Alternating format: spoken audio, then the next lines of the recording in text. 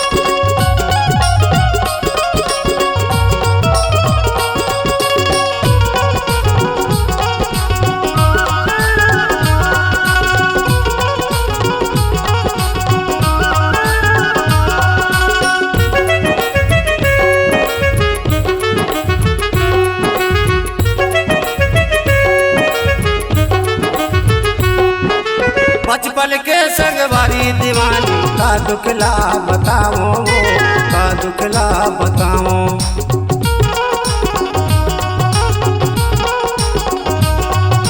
बचपन के संगवारी दीवानी का दुखला बताओ, का दुखला बताओ।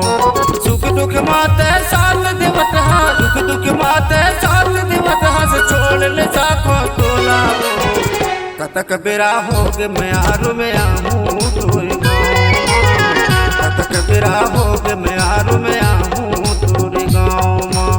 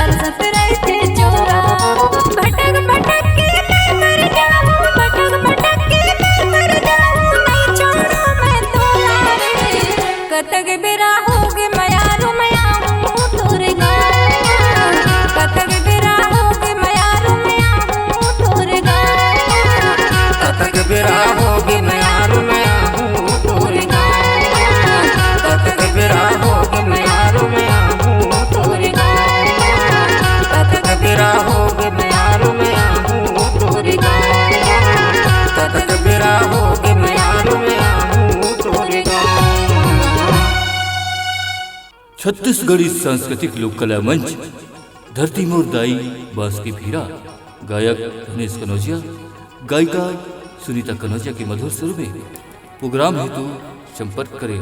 हमारा संपर्क नंबर है 7089273837।